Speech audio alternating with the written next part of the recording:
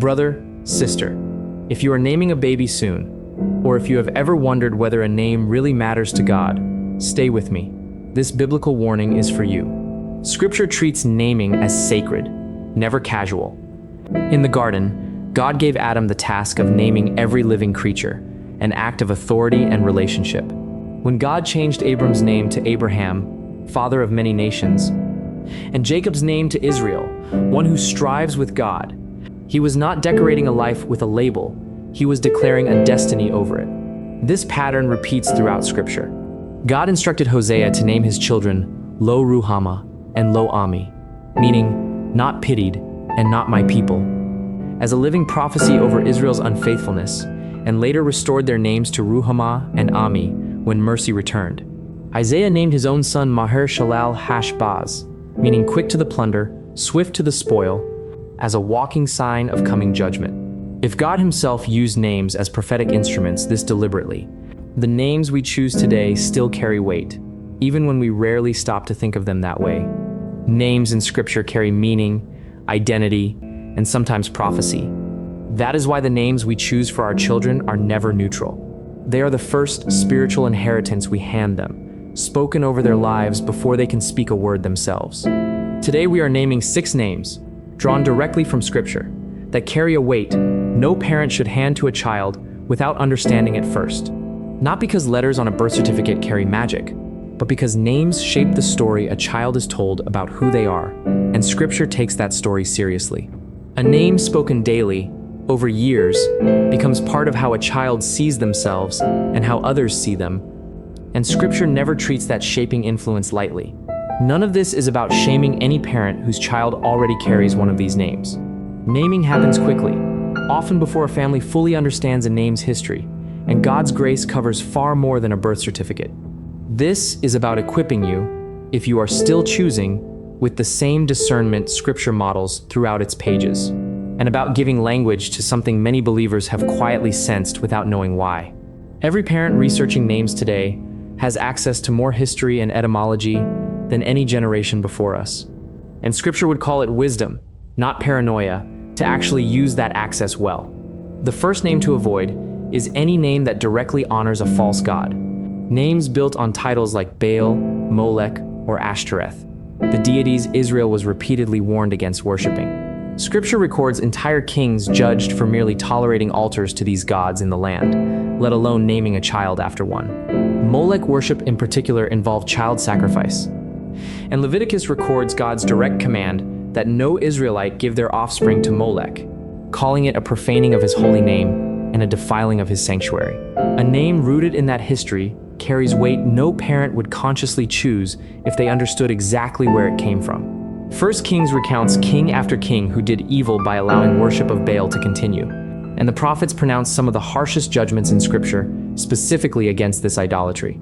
A name honoring a false god, even unknowingly through a name's ancient root, quietly hands a child an identity tied to something Scripture calls an abomination. Most parents today would never knowingly choose such a name. But this warning exists because these ancient names sometimes resurface in modern culture, stripped of their history, marketed as exotic or unique without anyone checking their roots.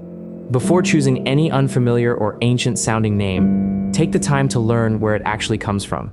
The second name to avoid is Cain. Cain was the first child born to Adam and Eve, and he became the first murderer in human history, killing his own brother Abel out of jealousy and rejected worship. God marked Cain not as a badge of honor, but as a sign of judgment, and Cain spent the remainder of his life as a restless wanderer, cut off from the presence of the Lord. Scripture uses Cain's name repeatedly afterward as shorthand for rejected offering, uncontrolled anger, and a hardened refusal to master the sin crouching at the door. Naming a child Cain means handing them, for the rest of their life, the name Scripture uses as its primary symbol for fratricide and a heart that refused correction when God himself offered it directly. Cain's own lineage continued the pattern he began. His descendant Lamech boasted openly to his wives about killing a man merely for wounding him, escalating vengeance far beyond anything Cain himself faced. Hebrews later contrasts Cain's rejected offering with Abel's accepted one, holding Cain up as the negative example of a heart approaching God on its own terms rather than God's. The third name to avoid is Judas. Judas Iscariot walked with Jesus for 3 years, witnessed his miracles firsthand, and still sold him for 30 pieces of silver, sealing the betrayal with a kiss. His name has become so synonymous with betrayal that it functions as a common noun in ordinary language, completely apart from any religious context.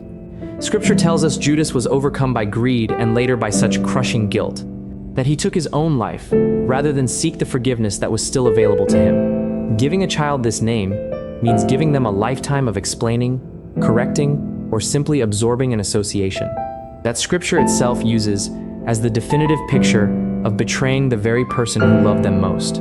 Jesus himself referred to Judas as the son of perdition in his final prayer before the crucifixion, a title found nowhere else applied to any other disciple in the New Testament. Church history shows the name Judas essentially disappeared from common Christian use almost immediately after the Gospels were written, a silence so consistent across nearly 2,000 years that it speaks for itself. The fourth name to avoid is Jezebel. Jezebel was a foreign queen who imported the worship of Baal into Israel, funded hundreds of false prophets from the royal table, and orchestrated the murder of an innocent man named Naboth simply to seize his vineyard.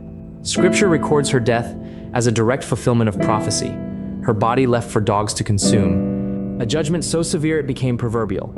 Revelation later uses her name to describe a spirit of manipulation, seduction, and false teaching, operating inside a church centuries after her death. Few names in Scripture are used more consistently as shorthand for corrupting influence and unrepentant idolatry than Jezebel, and that association has only deepened rather than faded with time. She married King Ahab specifically to cement a political alliance, and Scripture records that Ahab did more to provoke the Lord to anger than any king before him, largely because of her influence over his household and his throne. Even centuries later, the church at Thyatira was rebuked in Revelation for tolerating a self-proclaimed prophetess they nicknamed after her, showing how far her legacy traveled beyond her own lifetime. The fifth name to avoid is Delilah. Delilah was paid by the Philistine rulers to discover the secret of Samson's strength, and after his repeated refusals, she wore him down until he told her the truth, then betrayed that trust the moment he fell asleep in her lap. Samson lost his strength, his eyes, and years of his life to a betrayal Scripture describes in painstaking, deliberate detail. Delilah's name has come to represent calculated manipulation for profit, using intimacy as a weapon against someone who trusted her completely. It is a name built entirely around the act of dismantling someone who loved her. The Philistines gouged out Samson's eyes and set him to grinding grain like an animal in the very prison built to hold their enemies, a direct consequence of the trust he placed in the wrong person. Scripture never records Delilah expressing any remorse for what her betrayal cost him, only the silver she was paid for delivering him into his enemy's hands. The sixth name to avoid is Lucifer. Though the exact translation of this passage in Isaiah has been debated by scholars, the church has historically understood this text, along with Ezekiel's description of the anointed cherub who was in Eden, as describing the fall of the being who became Satan through pride, wanting to raise his throne above the stars of God. Whatever the precise translation question, no Christian parent should want their child's name permanently associated with the definitive picture of pride, rebellion, and a fall from heaven itself. This is perhaps the clearest name on this list to avoid, and the one requiring the least explanation for why. Scripture consistently warns that pride precedes a fall, and few names in human history illustrate that warning more completely than this one, regardless of which specific translation choice a given Bible version makes. Parents searching for something bold or striking sometimes overlook exactly what a name like this communicates. Once a child is old enough to look it up themselves, here is the pattern underneath all six. A name honoring a false god, a name synonymous with murder and a hardened heart, a name that means betrayal of the closest possible relationship, a name meaning corrupting influence and unrepentant idolatry, a name meaning calculated manipulation of someone who trusted you, and a name meaning pride and rebellion against God himself. None of these six is simply an old-fashioned name that fell out of style.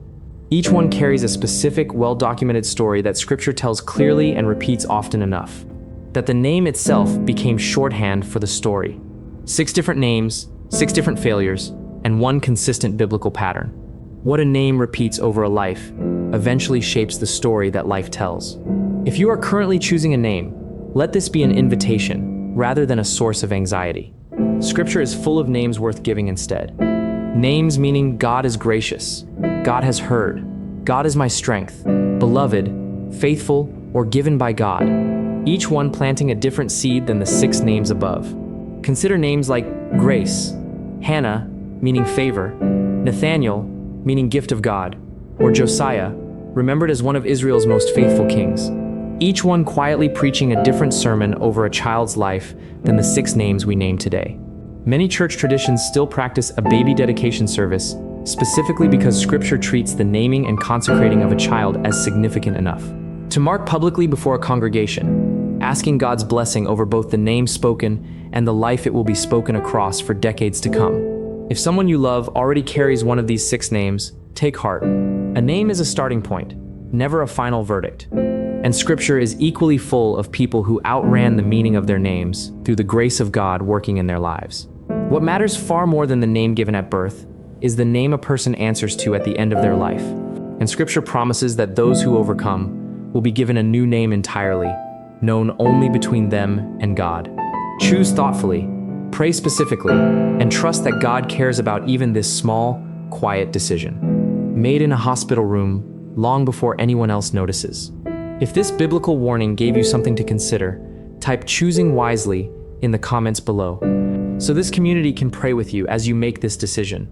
And if you want more of these biblical warnings, the ones that name what feels ordinary, but Scripture calls significant, subscribe to Biblical Warning now, because the next warning your heart needs may already be waiting.